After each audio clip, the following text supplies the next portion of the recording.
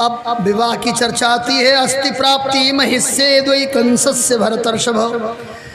सुखदेव जी कहते हैं कंस की दो पत्नियां अस्थि प्राप्ति, दोनों ने अपने बाप जरासंध से कहा कि मेरे स्वामी को मार डाला श्री कृष्ण और बलराम ने। जरासंध ने 23 अक्षौहिणी लेकर सेना लेकर के मथुरा नगरी को घेर लिया। भगवान ने पलक झांपते ही मार दिया। हथियार अपना मंगाया, अपने दादा भैया का मंगाया। बलराम जी का हथियार हरमुसर, भगवान का शंख चक्र 17 बार चढ़ाई किया। जब जब आता है भगवान ने उसको भगाया। 17वीं बार कालेवन आ गया, करुख देश का राजा 3 करोड़ मलेच्छों की सेना लेकर। भगवान ने कहा बलराम दादा, जब जब लड़ाई होती है तो सबसे ज़्यादा नुकसान प्रजा का होता है। प्रजा को कहीं अच्छी जगह रख देना चाहिए। विश्वकर्मा को बुला करके 48 कोस का नगर समुद्र के बीच में भगवान ने बनवाया। सोने चांदी की दीवारें लगवाई, बैदुर्जमणि की सीढ़ियाँ, सुधर्मा सभा, और सोते हुए मथुरा वालों को उस नगर में कर दिया है। सवेरे सवेरे कालेवन से लड़ने के लिए भगवान गए। कालेवन ने भगवान के मंगलमय स्वरूप को देखा तो मोहित हो गया। भगवान का स्वरूप ही ऐसा है। देखो, अपने बेटा बेटी की सुंदरता पर कोई मोहित हो जाए, अपने पत्नी के सुंदरता पर कोई मोहित हो जाए तो उसको सुंदरता नहीं कहते। जब दुश्मन मोहित हो जाए, दुश्मन हथियार फेंक दे, खरदूषण ने कहा हम नहीं लड़ेंगे। मंत्रियों ने कहा क्यों नहीं लड़ोगे? बोले हम भरी जन्म सुनहु है भाई, और देखी नहीं ऐसे सुंदरताई। इन दोनों बालकों जैसा सुंदर मैंने नहीं देखा। लोगों ने कहा बहनिया को देखो जिसका नाक कान कटा है, सुंदरता देख रहे हो? खरदूषण ने कहा यद्यपि भगनी कीन्ह कुरूपा, लेकिन बधलायक नहीं पुरुष अनूपा। खरदूषण जिसके बहन का नाक कान कटा है वो कहते हैं मारने लायक नहीं है, तो बेचारा कालेवन का क्या भगवान ने बिगाड़ा है? कालेवन तो देखते ही रीझ गया गोविंद को। ऐसी सुंदरता मैंने जीवन में पहली बार देखा है। और शायद पूर्वांचल की भाषा में होता तो यही कह देता, कौने महतारी के लाल हाथू गुदरी में चोरावे लायक बाटा, और सुघर बड़ा बड़ा बबुआ पिंजड़ा में जियावे लायक बाटा। मन ही मन में सोचने लगा ये बालक मिल जाता तो ले जलते पिंजड़े में रखते, सवेरे सवेरे पूरे गांव को इकट्ठा करते और इनको दिखाते तो मंगलमय होता। भगवान उसकी भावना समझ गए और बोले भैया हम भागेंगे। बोले दुनिया क्या कहेगी? बोले दुनिया जो कहे सो कहे। भगवान भाग खड़े हुए, देवताओं ने फूल बरसाया। देवताओं ने कहा बोलिए रण छोड़ भगवान की। भागते भागते भगवान एक गुफा में गए। एक आदमी सो रहा था, अपना दुपट्टा डाल दिया, छिप गए। ये पीछे से दौड़ा दौड़ा गया, एक लात खींच करके मारा और जैसे वो सोने वाला व्यक्ति जगा, उसकी दृष्टि पड़ी, ये जल करके भस्म हो गया। ये महाराज मुचकुंद थे। भगवान जानते थे कि कोई मिठाई से मर जाए तो जहर से काहे मारा जाए। उसका उद्धार किया, मुचकुंद को दर्शन दिया। लौट करके आया, जरासंध ने भगवान से ललकारा। भगवान फिर भाग खड़े हुए, पहाड़ पर गए और 44 कोस से छलांग लगा करके मथुरा में आ गए। भगवान हो गए मथुरेश। बोलिए मथुरेश भगवान की, द्वारिकाधीश भगवान की।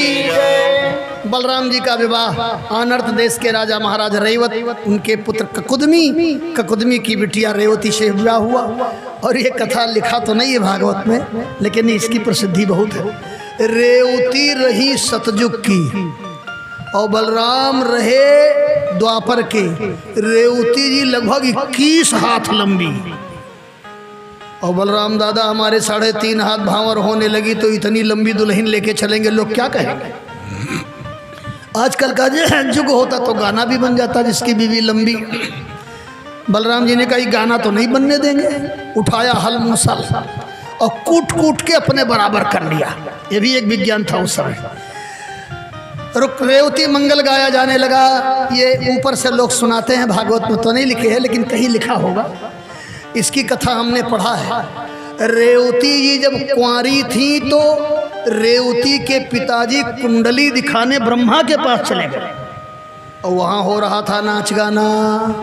अब ये सोचने लगे नाच गाना बंद हो तो कुंडली दिखावें, और जब नाच गाना बंद हुआ तो कुंडली दिखाए। ब्रह्मा जी ने कहा कब आए हो? बोले महाराज जब नाच गाना शुरू था तब आए हैं। बोले जब से तुम आए हो तब से 3 बार त्रेता द्वापर सतयुग बीत चुका। ये ब्रह्मलोक है। हमारा 100 साल होता है तब लोगों का एक क्षण होता है। बोले महाराज तब? बोले तुम्हारी बिटिया 21 साल की होगी, अब दोपहर में कैसे विवाह करोगे? बोले महाराज कुछ बताओ।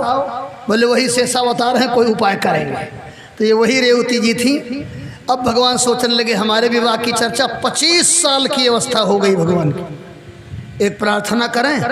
ये बाल विवाह मध्यकाल में मुसलमानों की देन है, यौनों की देन। हमारे यहाँ पूर्ण प्रौढ़ावस्था पर आप शास्त्र उठा करके पढ़िए, प्रौढ़ावस्था में ही बेटा बेटी का विवाह हुआ करता था। भगवान श्री कृष्ण का विवाह 25 साल में हुआ है। रामायण में लोग कहते हैं महारानी सीता 6 साल की थी, ठीक है मान लेते हैं, लेकिन उस समय की अवस्था और उस अवस्था में शरीर का सौंदर्य और शरीर का भरा पूरा होना कुछ अलग था। क्योंकि यदि शरीर 6 साल का होता तो गोस्वामी जी ये चौपाई न लिखते, सोह नवल तन सुंदर सारी जगत जननी अतुलित छविधारी। नवल तन में महारानी जानकी के सुंदर साड़ी शोभा पा रही। नवल तन माने प्रौढ़ावस्था। जब अधर्म होने लगा हमारे साथ में तो एक समझौता हुआ, जो विवाहित कन्याएं होंगी उनके साथ अन्याय नहीं किया जाएगा। तो धर्म बचाने के लिए हमारे पूर्वजों ने छोटी छोटी कन्याओं का विवाह कर दिया। नहीं तो भगवान 25 साल के हो गए हैं। अब इनके विवाह की चर्चा नारद जी गुणानुवाद करते हुए पहुंच गए कुंडिनपुर। और जब भगवान के मंगलमय स्वरूप का वर्णन किया, रुक्मिणी जी सुन रही थी, लगे वर्णन करने। यस्याननम कर कुंडल चारु कर्ण। और सुनते सुनते रुक्मिणी जी, चूंकि रुक्मिणी जी भी रामावतार में भगवती सीता ही हैं, छाया की सीता, तनमन वार देती हैं कि लाला कन्हैया ही हमें पति के रूप में मिले। प्रस्ताव बड़े पुत्र को बुलाकर रुक्मिणी के पिता भीष्मक ने किया। सुखदेव जी ने भूमिका में कह दिया है, आसीद भीष्मको नामो राजा निर्धवान पंचतस्या भवन पुत्रा कन्या का बराना। एक कन्या है, वही निर्दय बड़े पुत्र का नाम है रुक्मी। बुलाया, बेटा द्वारिकापुरी चले जाओ। नारद जैसे महात्मा ने जिसका गुणानुवाद किया है, वो लंबी लंबी भुजा वाला, वो परमात्मा मेरा दामाद बने। देखो भगवान के समय में ही लोग भगवान को भगवान मानने वाले नहीं थे। ये न सोच लीजिएगा आज ये निंदा हो रही है। तब के राक्षसों से अब के राक्षस कुछ अच्छे हैं। आपको हो गए कैसे? तब के जो राक्षस थे वो निंदा नहीं करते थे, सीधे खा लेते थे। तो तब के राक्षस खा लेते थे, करते नहीं थे निंदा। लेकिन अब के राक्षस कम से कम करते हैं निंदा, लेकिन छोड़ तो देते हैं जिंदा। इसलिए तब के राक्षसों से अब के राक्षस अच्छे हैं। तब भी निंदा करते थे, आज भी निंदा करते हैं। ऐसे विवाह करोगे तब किससे? बोले हमारा मित्र है। कौन है तुम्हारा मित्र? बोले दमघोष का बेटा चेदी नरेश शिषपाल। बाबूजी आप चिंता न करो। घोड़क के बोला तो बाप की हिम्मत ही कहाँ कि बेटवक सामने बोल सके। गया शिषपाल से कहा दुल्हा बन के आ जाओ। अब तो बेचारा बड़ा गदगद हुआ, वो तो चाहता ही था। दुल्हा बना और बढ़िया बारात लेकर के आ रहा है। रुक्मिणी जी घबराई। रुक्मिणी जी ने अपने भाभी से कहा अब क्या होगा? भाभी ने कहा कम से कम परमात्मा के चरणों में अपने हृदय की बात भेजो। एक ब्राह्मण को बुला करके रुक्मिणी जी ने 7 श्लोक पढ़ाया है, समझाया है और भेज दिया है। ब्राह्मण देवता आनंद फानन में पहुंच गए। द्वारिकापुरी भगवान ने स्वागत किया। पहले हमारे यहाँ स्वरूप से ही लगता था ये ब्राह्मण, तिलक लगा होता था, धोती पहनते थे ब्राह्मण, पीली धोती कुर्ता लगता था ये ब्राह्मण है। आजकल तो लोग छिपाते हैं कि कोई बाभन न कह दे हमको। अब तो जतिये लिखना बंद कर दिया बालकों ने, ऐसा सरकार ने लगाया है नियम। बच्चों के आगे अब मिसिर सुकुल तिवारी मिलना कठिन हो जाता है, सीधे लिख देते हैं कि कम से कम आरक्षण का लाभ ना मिले। इन सरकारों ने ऐसा चौपट किया है हमारी संस्कृति, कुछ कहने लायक नहीं है, खाली प्रणाम करने लायक है।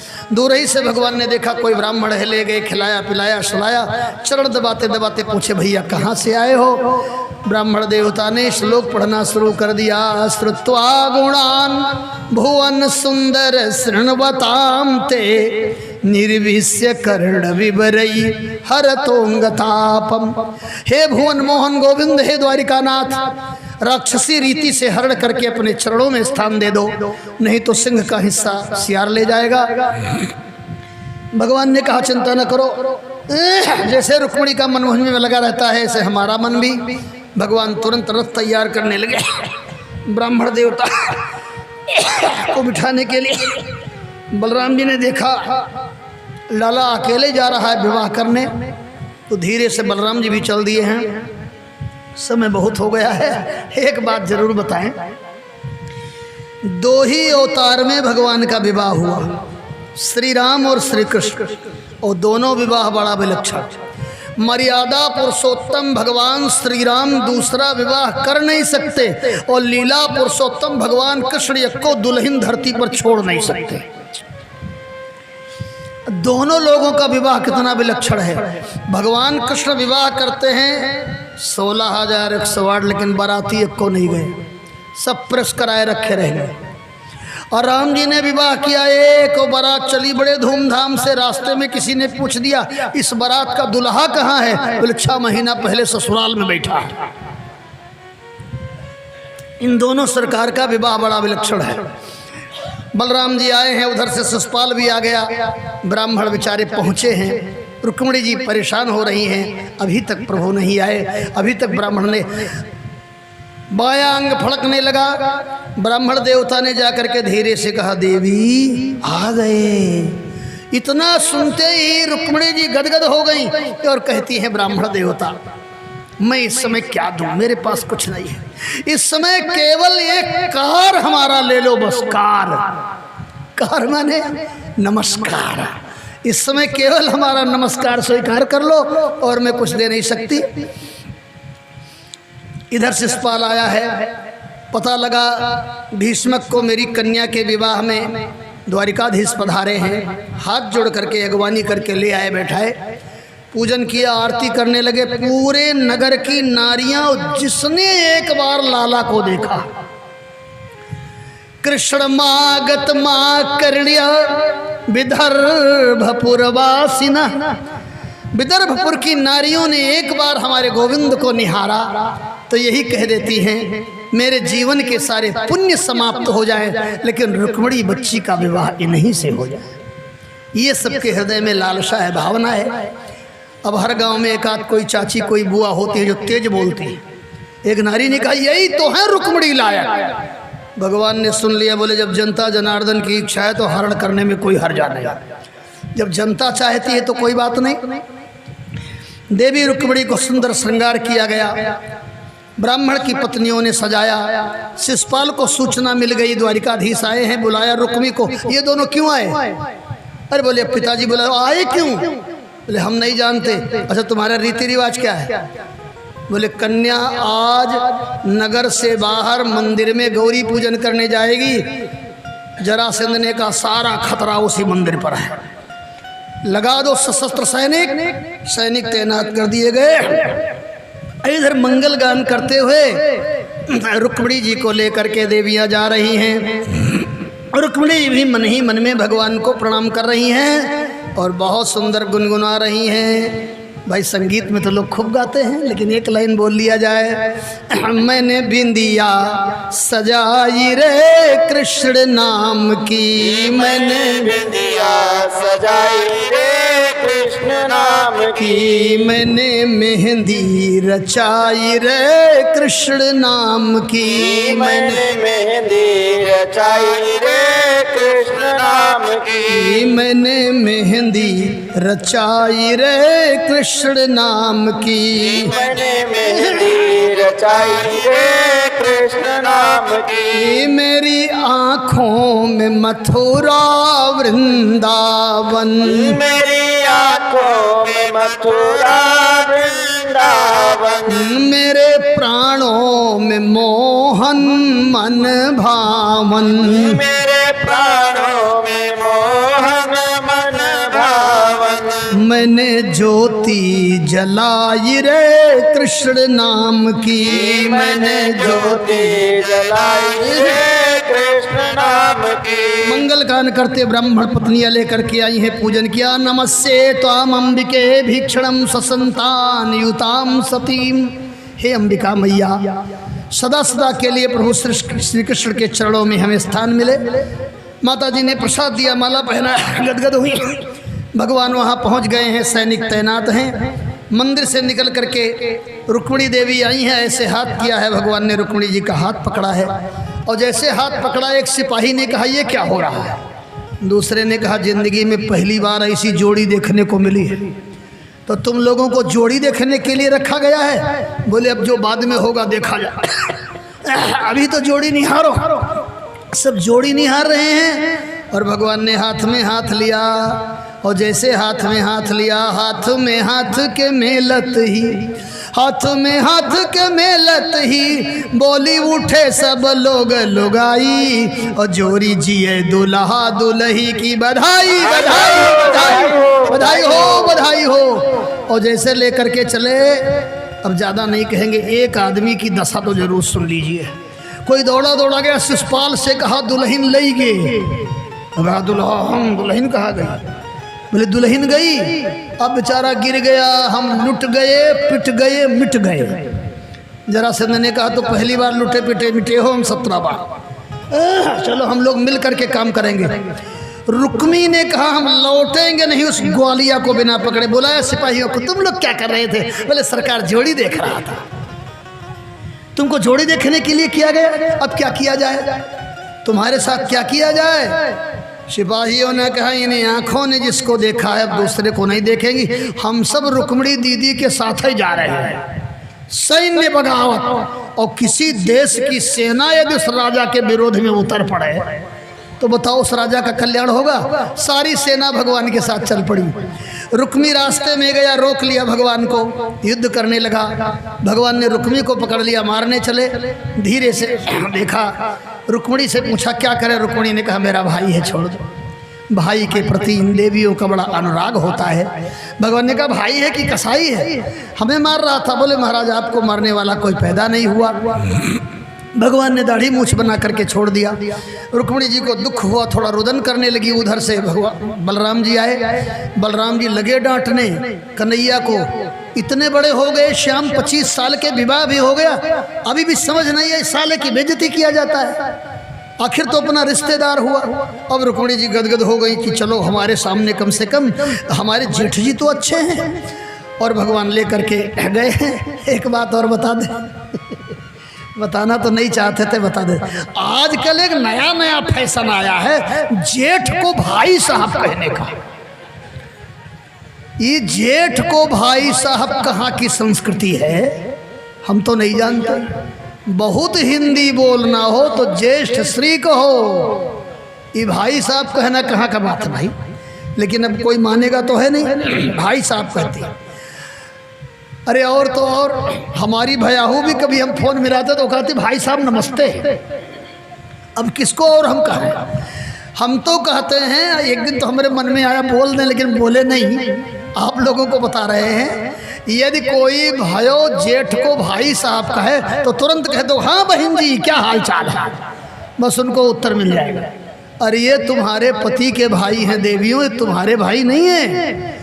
इनको दादाजी कहो, पहले यही कहा जाता बड़कऊ या उनके पापा, कुछ इस तरह से नाम रखा जाता था। अब ये नया नया फैशन आया है, अब बढ़िया हिंदी बोलना ज्येष्ठ श्री कहो। भगवान लेकर के द्वारिकापुरी में आए और बढ़िया सुंदर मंडप बना। रुक्मी लौटा नहीं, रास्ते में भोजकट नामक नगर बना के रह गया। और बढ़िया समस्त देवता प्रकट होकर के वेश बदल बदल करके ब्रह्मा जी पंडिताई करने लगे। इस कथा से एक शिक्षा लेकर के आज जाइएगा। रुक्मिणी साक्षात लक्ष्मी हैं, लक्ष्मी भगवान की हैं और भगवान की ही रहेंगी। लक्ष्मी को महतारी तो बनाओ, लेकिन लक्ष्मी को यदि कोई मेहरारू बनाना चाहेगा तो जो दशा हुई है शिषपाल की वही दशा हो। स्त्री बनाने का प्रयास ना करो, लक्ष्मी माता है, उनको माता ही रहने दो, नहीं तो शिषपाल की तरह दुर्दशा होगी। भगवान का मंगल में विवाह संपन्न हुआ। कुछ लावा है, कुछ सामान